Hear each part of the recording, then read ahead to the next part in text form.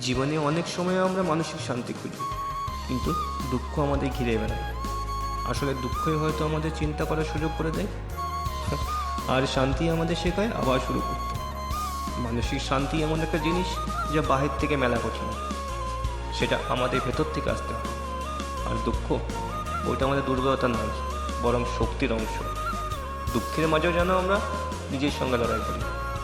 যখন মন শান্ত থাকে তখন দুঃখ হালকা লাগে, আর যখন মন অস্থির দুঃখ যেন পাহাড়ের মতো ভারী হয়ে ওঠে।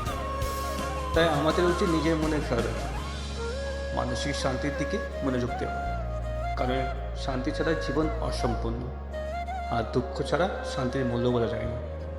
সত্যি বলতে মানসিক শান্তি আর দুঃখ দুটোই জীবনের অঙ্গ, আমাদের সেগুলোকেই গ্রহণ করতে হবে।